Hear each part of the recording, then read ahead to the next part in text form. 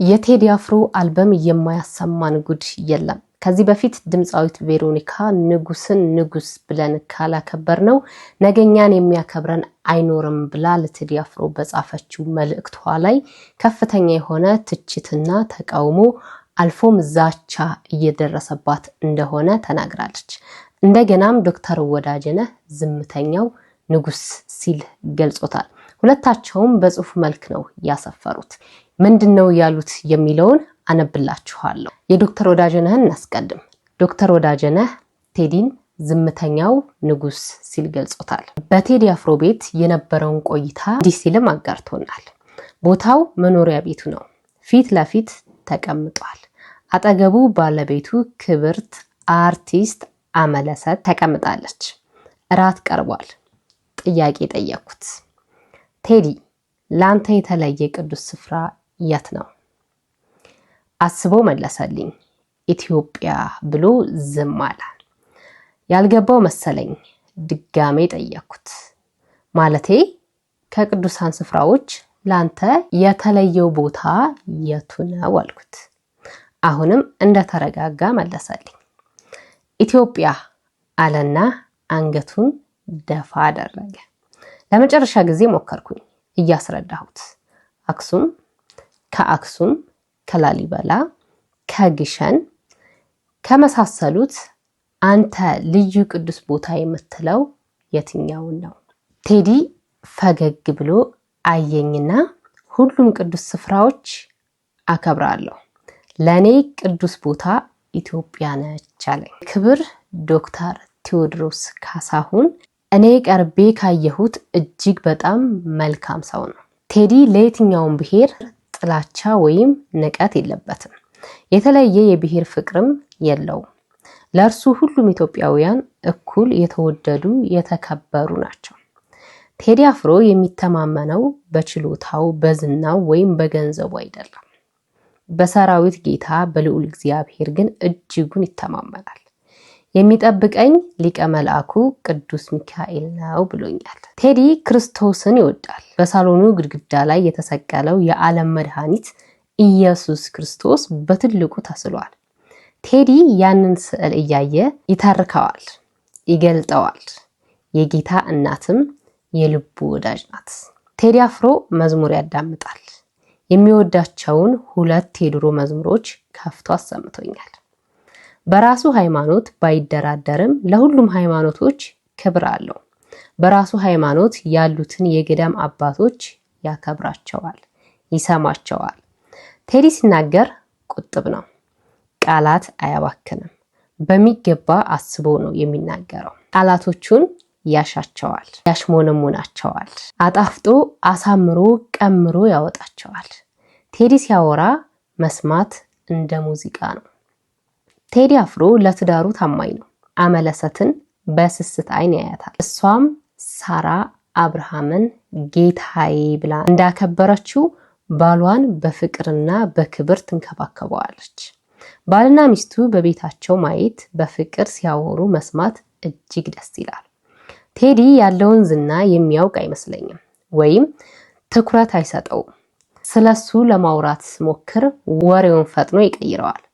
መሞገስ ይሸሻል። በጣም ትሁት ነው። ዝምተኛነቱ ኩሩ ሊያስመስለው ይችላል፣ ግን ቴዲ ኩሩ አይደለም። ሰውን በሁለት እጁ የሚጨብጥ ጎንበስ ብሎ እጅ የሚነሳ ጨዋ ነው።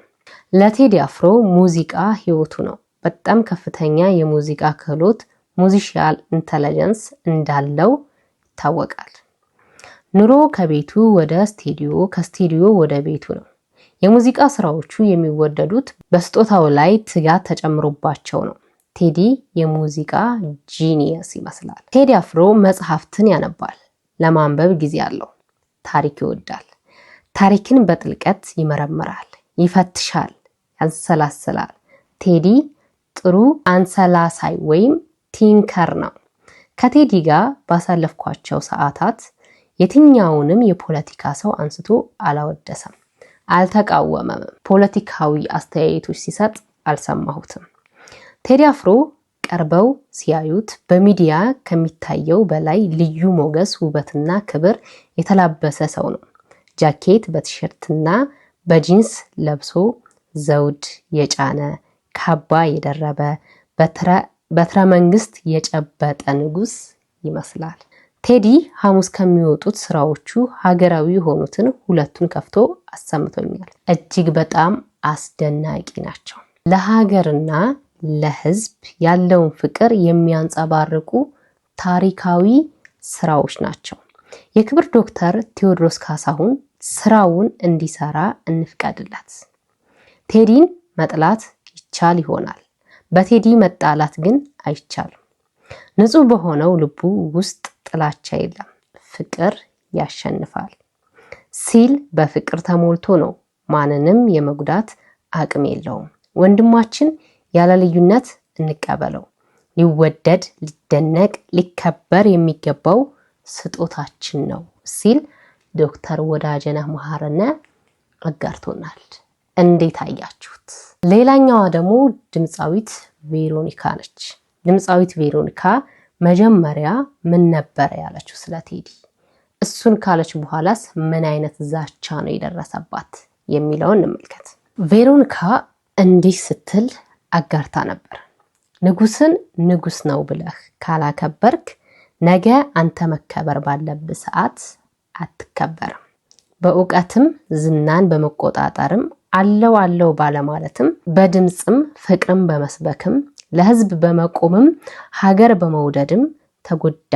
በመድረስም ሃይማኖትን በማክበርም ለቤተሰብ ቅድሚያ በመስጠትም ታሪክን በማወቅም እግዚአብሔርን በመፍራትም በምንም እሱን የሚያከል የለም። ጥበብ መከበር በተግባር ከለፉት ውስጥ አንደኛውና ዋነኛው ነው።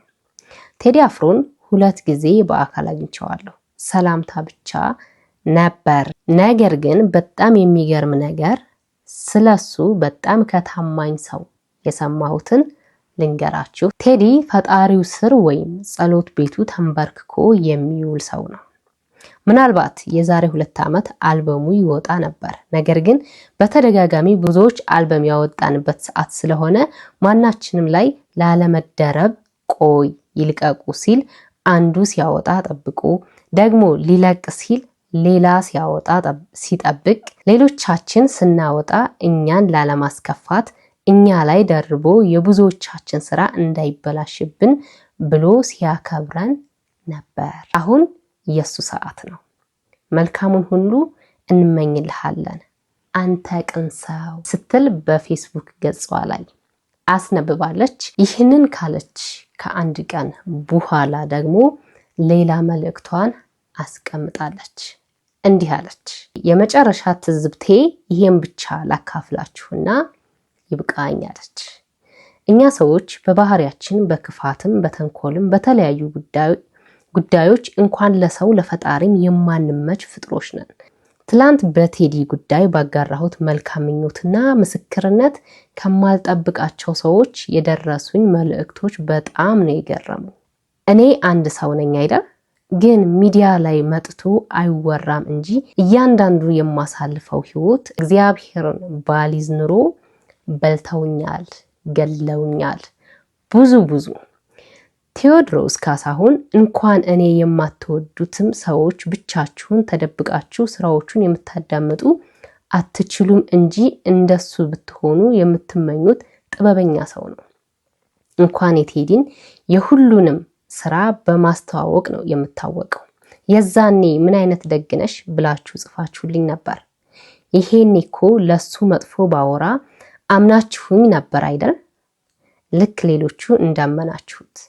መጀመሪያ ቤታችሁ ተደብቃችሁ የምታደርጉትን እናንተና ፈጣሪያችሁ ብቻ የሚያውቀውን ኃጢአታችሁን አቁሙ። የኛን ጉድ የሸፈነ አምላክ እንዳይታዘበን እንኳን ትንሽ እንፈር። ደግሞ ለምን መልካም ተመኘሽ፣ ለምን መሰከርሽ ብሎ ሰው ሲታመም ያድራል እንዴ? ሌላው የኔ ቤተሰቦች የወደዱኝ በማንነቴ እንጂ በሰው አይደለም። ሀ ብዬ ስመጣ የተቀበለኝ የኔ ቤተሰብ ነው። አሁንም ከፈጣሪ በታች ከኔ ጎን ያለው እሱን ደግሞ ጠንቅቃችሁ ታውቃላችሁ። ማንም ምንም እንዲጨምርልኝ ብዬ የማደርገው ምንም ጉዳይ አይኖረኝም። ነገሩ አሁንም አልበሙ ሲወጣ ቲክቶክ ላይ ቪዲዮ ስትሰሩ እንገናኛለን። ለምታስፈራሩኝና በውስጥ መልእክት የምትልኩ ዋብያለሁ። እሰይ እንኳን አሽቃብጥኩ። ለማንኛውም የቴዶን አልበም በቪፒኤን እንድናዳምጠው በአክብሮት እጠይቃለሁ። ቪፒኤን ስናዳምጥ የተሻለ ገቢ ስለሚያስገባ ነው። ሰላም ሁኑልኝ። እናንተ የታዘባችሁትን ሐሳብ አስተያየታችሁን ኮሜንት ላይ ማስቀመጥ ትችላላችሁ። በሌላ በአዲስ ቪዲዮ ተመልሼ እስከመመጣ ድረስ ቸር ቆዩ።